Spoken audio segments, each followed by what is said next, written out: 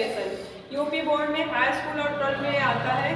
Please guys इसको आप ध्यान से देखिएगा। अगर वीडियो आपको पसंद आ जाए तो इसको लाइक और सब्सक्राइब करना ना भूलिएगा, क्योंकि आपको दूसरा वीडियो फिर अपलोड जल्दी से हो जाएगा। तो ध्यान से इसमें देखिए, ये आपका जो सेंटेंस प्रैक्टिस सेट इसमें हो रहे हैं, प्रैक्टिसेस में आपको असर्टिव और निगेटिव इंट्रोगेटिव सभी के आपको सेंटेंसेस में मिलेंगे। तो सबसे पहले जो आपका ये सेंटेंस है ये लिखा है Pavan says inverted comma Kavita is a good singer. तो इसमें आपको क्या है, पवन सेज वर्ब में यस या यस लगा है, तो ये आपको जो रिपोर्टिंग वर्ब है ये प्रेजेंट में है। तो नियम ये होता है कि रिपोर्टिंग वर्ब प्रेजेंट और फ्यूचर में हो तो रिपोर्टेड वर्ब जो होता है उसमें कोई भी परिवर्तन नहीं होता है। तो ये आपके प्रेजेंट में है, तो प्रेजेंट वाले को जो हम करते हैं तो आगे रिपोर्टेड वर्ब में नहीं चेंज करेंगे, तो इसको हम चेंज करेंगे इनडायरेक्ट बनाते समय पवन सेज को सेज ही रखेंगे, क्योंकि अगर इसमें ऑब्जेक्ट लगा होता तो टेस्ट रख देते, लेकिन यहाँ पर कोई ऑब्जेक्ट नहीं है, ओनली से रखा है तो इसको से ही कर देंगे ऐसे। इन्वर्टेड कामा के लिए दैट का प्रयोग करेंगे। अब जो रिपोर्टेड वर्ब है कोई भी इसमें परिवर्तन नहीं होगा। अभी मैंने बताया कि इसलिए नहीं होगा क्योंकि ये आपकी जो रिपोर्टिंग वर्ब है ये प्रेजेंट में है। अब इसको वैसे ही सेम रख देंगे, Kavita is a good singer, good singer ये आपका बन गया है इनडायरेक्ट, ये पहला कंप्लीट हो गया। अब दूसरा देखिए, Tina will say inverted comma wills are cooking rice milk.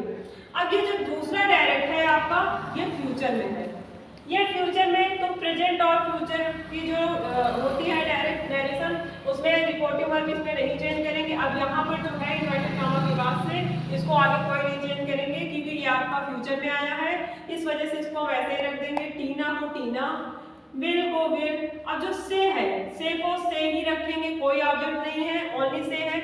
Inverted comma को टू, और इसमें भी कोई परिवर्तन नहीं होगा। इसलिए नहीं होगा क्योंकि अभी कहा अगर प्रेजेंट और फ्यूचर का डायरेक्ट आता है इसमें रिपोर्टिंग वर्ब में तो आपको उसमें इनडायरेक्ट बनाते समय उसका कोई प्रयोग नहीं करते हैं रिपोर्टेड वर्ब में। अब इसके बाद गर्ल्स को ऐसे ही गर्ल्स रख देंगे।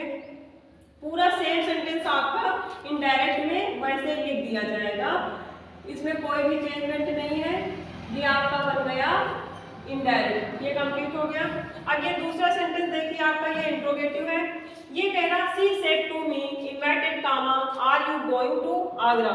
अब इसमें आप कैसे पहचानेंगे कि ये इंट्रोगेटिव है? जब भी आप पहले टेस्ट पढ़ा होगा तो वहाँ लिखा होगा कि सहायक क्रिया जब स्टार्टिंग में रखी जाती है वो इंट्रोगेटिव होता है, और उसमें ये है कि क्वेश्चन मार्क भी इंट्रोगेटिव में लगा होता है। सबसे बड़ी पहचान तो इसकी यही होती है कि अगर इंट्रोगेटिव चिन्ह लगा है, प्रश्नवाचक चिन्ह इसमें लगा है, तो ये आपका इंट्रोगेटिव सेंटेंस है। और यहाँ स्टार्टिंग में जो वाक्य है आपका हेल्पिंग वर्ब से भी स्टार्ट हुआ है, ये आपका इंट्रोगेटिव सेंटेंस है। लेकिन इसमें क्या होता है, सेड आ जाए या सेड टू हो तो उसको आपको चेंज करना आस्क्ड में होगा, आप उसको आस्क्ड में चेंज करेंगे। सी को सी रख देंगे, सेड टू को आस्क्ड में, और उसके बाद मी को मी कर देंगे। लेकिन जो यहाँ पर कंजक्शन का अभी तक प्रयोग आप दैट का कर रहे थे, इंट्रोगेटिव में कंजक्शन का प्रयोग दैट का नहीं किया जाता है। यहाँ पे अगर हेल्पिंग वर्ब स्टार्टिंग में आ रही है सेंटेंस में तो आपको इफ या वेदर में कंजक्शन का प्रयोग करेंगे। अगर क्वेश्चन वर्ड आ रहा है, हु है, व्हाट है, व्हाई है, कोई भी क्वेश्चन वर्ड आता है तो आपको कंजक्शन फिर उसी वर्ड का प्रयोग करेंगे। लेकिन यहाँ पर कोई हु और व्हाई का प्रयोग नहीं करेंगे, इसलिए क्योंकि आपको यहाँ हेल्पिंग वर्ब से सेंटेंस चालू हुआ है, इस वजह से आपको इफ या वेदर का प्रयोग करेंगे। तो इफ, अब उसके बाद आप हेल्पिंग वर्ब नहीं प्रयोग करेंगे, सब्जेक्ट लगाएंगे। सबसे पहले जब भी आप सेंटेंस बनाते हैं तो आपको करना होता है सब्जेक्ट, हेल्पिंग वर्ब, फिर उसके बाद वर्ब, ऑब्जेक्ट, आपको वही यहाँ पर करना है। तो मैंने सब्जेक्ट, अब इसको सब्जेक्ट देखेंगे इसमें क्या होगा।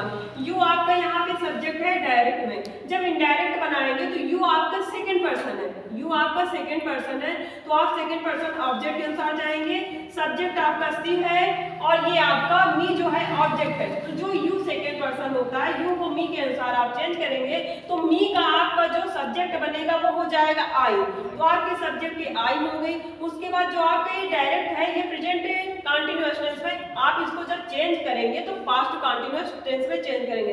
अगर आपको रूल नहीं याद है तो आप हमारे पहले वीडियो में इसके देख लीजिए, उसमें सारे रूल पड़े हुए हैं। तो ये आपका हो जाएगा वाश, फिर उसके बाद हो जाएगा गोइंग, क्योंकि पास्ट कंटिन्यूअस में भी आईएनजी फॉर्म लगती है, यहाँ भी वही होगा सेम। फिर बाकी का आपका पूरा सेंटेंस वैसे ही रख दिया जाएगा, कुछ नहीं करना। लेकिन आपको सिर्फ इसमें इतना ही याद करना है कि अगर हेल्पिंग वर्ड से स्टार्ट होता है डायरेक्ट, तो आपको जब इनडायरेक्ट उसमें बनाएंगे तो इफ या वेदर का प्रयोग करेंगे। अगर क्वेश्चन वर्ड का प्रयोग करेंगे, ये यहाँ पे इन्वर्टेड कॉमा लगा हुआ है। फिर उसके बाद ये है Gopal said to him, Gopal said to him inverted comma let us go to the market. अब ये सेंटेंस जो आपका है लेट वाला है। अब इस लेट वाले को आपको ध्यान से देखना है, इसका नियम थोड़ा सा अलग है। इसमें क्या होता है, लेट अस वाले में सेड टू हो या सेड हो, इसको प्रपोज्ड या सजेस्टेड में बदलना होता है।